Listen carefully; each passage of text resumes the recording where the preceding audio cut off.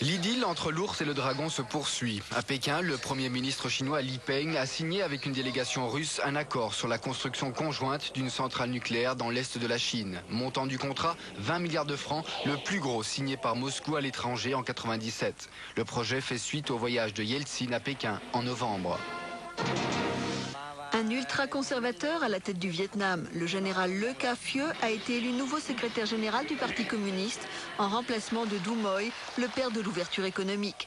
Dans son premier discours, Thieu, ex-commissaire politique et tenant de la ligne dure, a surtout défendu la suprématie du parti au détriment de la poursuite des réformes économiques.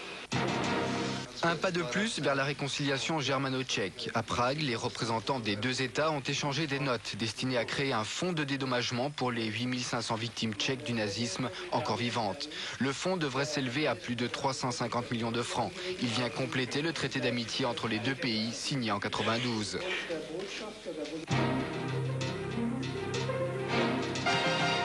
Depuis le 11 décembre, des centaines de chômeurs occupent 9 centres acédiques. Leur revendication, une prime de Noël de 3 000 francs pour tous. Réponse du gouvernement, les cas les plus graves d'abord. En priorité, les chômeurs de longue durée bénéficiant de l'allocation de solidarité spécifique. Une proposition de loi doit être discutée en janvier.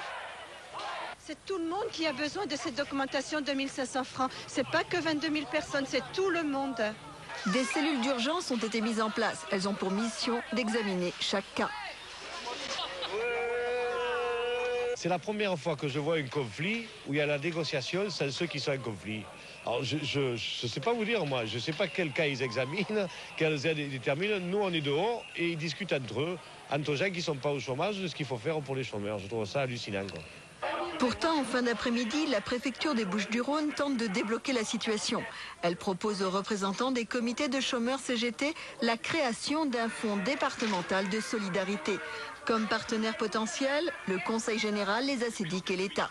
Ils seraient prêts à verser une aide exceptionnelle. Reste à définir le montant, mais pour les chômeurs qui maintiennent la pression depuis 3 semaines, c'est un bon début. La manifestation nationale prévue pour le 16 janvier n'est toutefois pas annulée.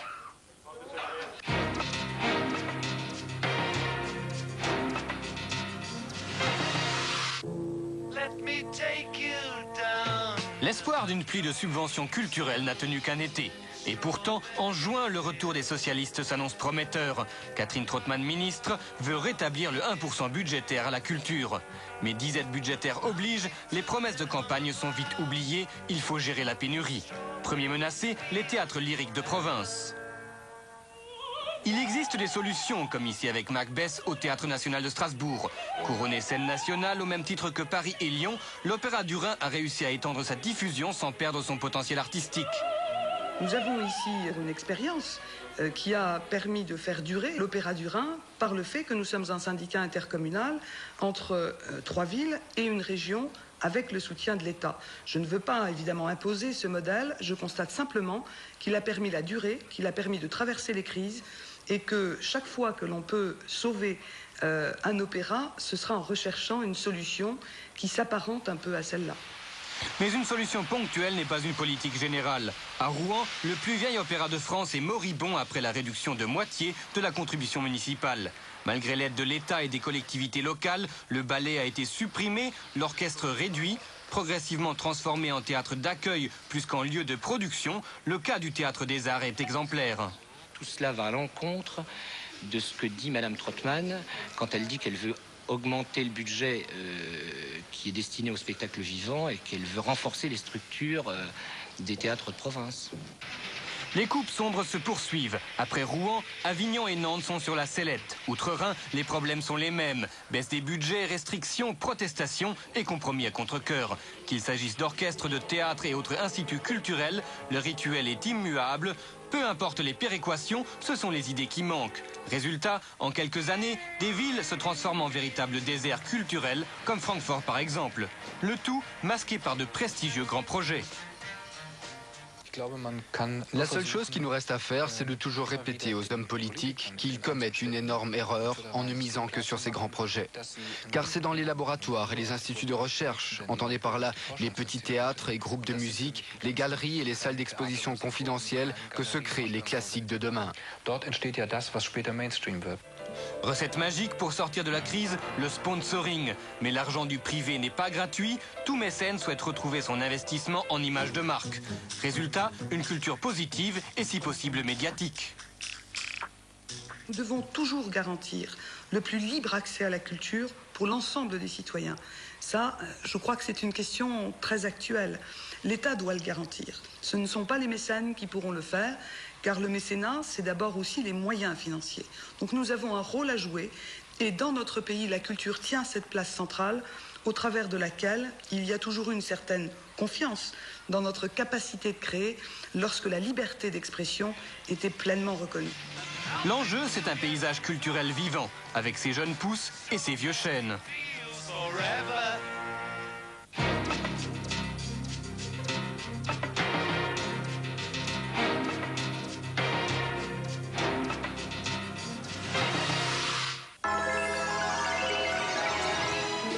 Jeudi. Émincé de chevreuil à la façon des seigneurs de Cahors. Homard thermidor sur tendres petits légumes à la riche. Saint-Jacques rôti à l'infusion de cerfeuil, consommé de poulette de Bresse à l'effiloché de civet de lièvre à la royale. Dacquoise nougatine aux 3 chocolats sur coulis de framboise. 2 dacquoises au chocolat. N'est-il pas mignon le péché de gourmandise? Jeudi à 20h45.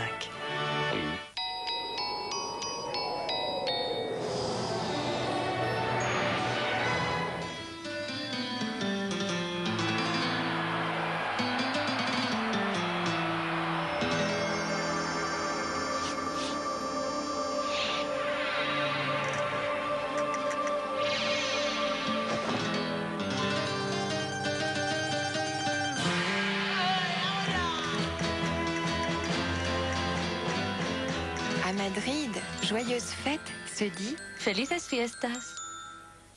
Ce soir, Nous conjuguerons les temps modernes classiques, les temps anciens modernes et les temps contemporains d'aujourd'hui. Enfin bref, ce sera les temps modernes à 20h45, la vie de Brian à 22h10 et court-circuit à 23h40. Mais avant, le temps à venir et le retour de Courrier. Le courrier. Voilà le dessin de Yana, 9 ans, de Heidelberg, suite à notre jeu concours sur le monde idéal. Il y a des ballons où on peut s'attacher pour s'envoler.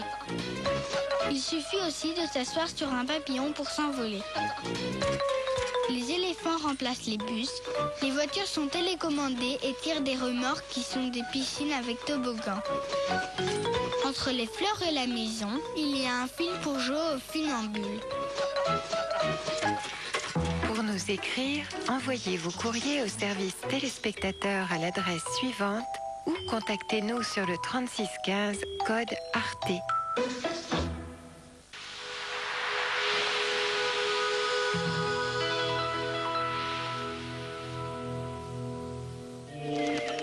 Aujourd'hui, un anticyclone a permis au ciel de se dégager de temps à autre depuis le sud de la France jusqu'en Italie.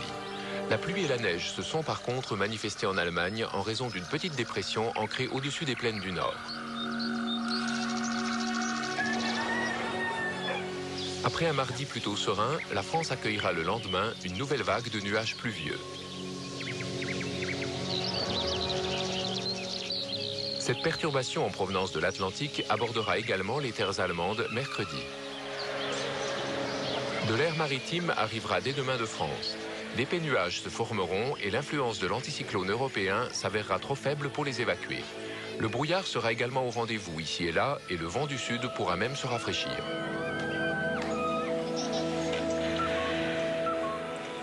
En France, les éclaircies se feront aussi rares que les chutes de pluie. Et ce n'est pas fini. De nouveaux nuages, chargés de précipitations persistantes, viendront noircir le ciel de Bretagne au courant de l'après-midi. Et le vent se fera parfois rigoureux dans toutes les régions de l'Ouest. Cette nuit, le mercure plafonnera autour de 0 dans l'est de la France pour culminer à 9 degrés dans le Finistère. En journée, le thermomètre franchira la barre des 12 degrés sur les côtes atlantiques et méditerranéennes. Le petit matin sera frisqué en Allemagne, avec des descentes à -3 degrés. Gare au verglas par endroits. En journée, les températures resteront comprises entre 2 degrés dans l'est de la Bavière et 7 degrés dans la partie supérieure du Rhin.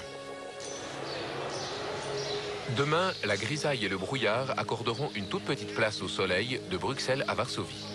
Le pourtour de la Grande Bleue bénéficiera lui aussi de quelques éclaircies, tandis qu'un vent violent accompagnera la pluie de Dublin à Londres. Le mercure sera toujours en froid avec le nord-est du continent, mais il grimpera largement au-dessus de 10 degrés en Méditerranée avec une pointe à 19 dans le sud de l'Espagne. Mercredi, les passages pluvieux joueront les troubles fêtes dans la majeure partie de la France ainsi que dans l'ouest et le nord-ouest de l'Allemagne. Temps mitigé et sec partout ailleurs. Jeudi, les deux pays auront toujours droit à quelques gouttes. Si vous préférez les flocons bien de saison, connectez-vous avec la météo des neiges en tapant 3615 Arte.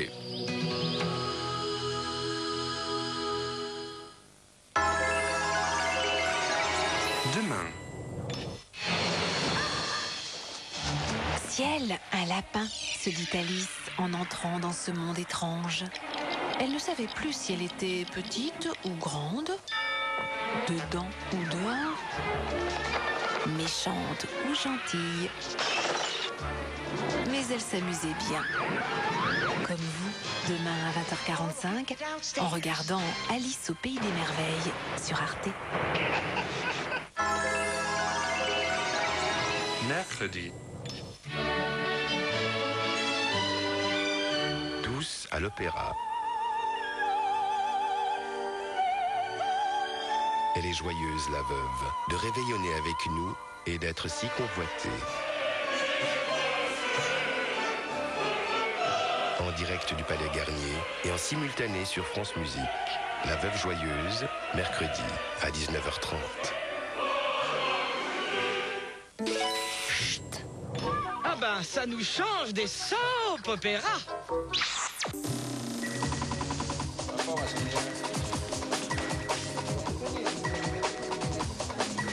Bienvenue dans le monde d'Arte Ciné avec Longines.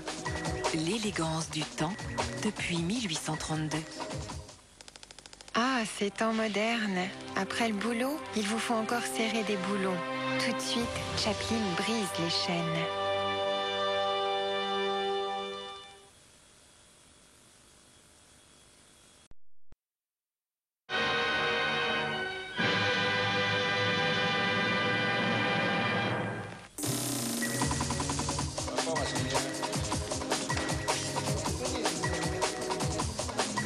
Merci d'avoir regardé ce film sur Arte avec Longines.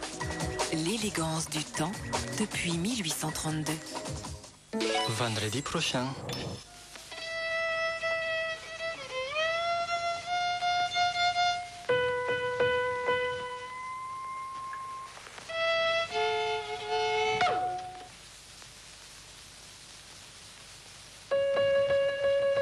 Vendredi, Chaplin affrontera une dernière fois les feux de la rampe. Dans un instant.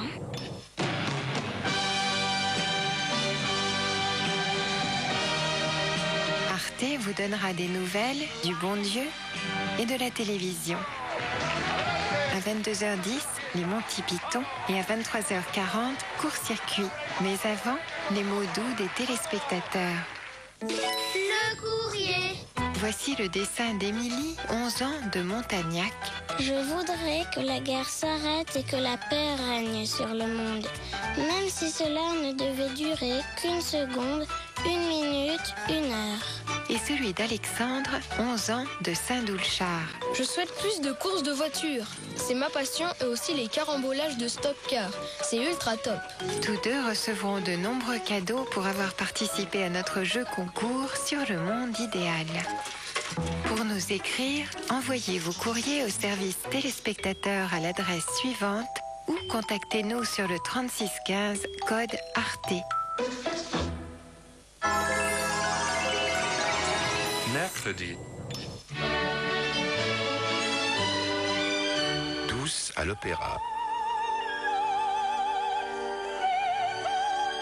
Elle est joyeuse, la veuve, de réveillonner avec nous et d'être si convoitée. direct du Palais Garnier et en simultané sur France Musique. La Veuve Joyeuse, mercredi à 19h30.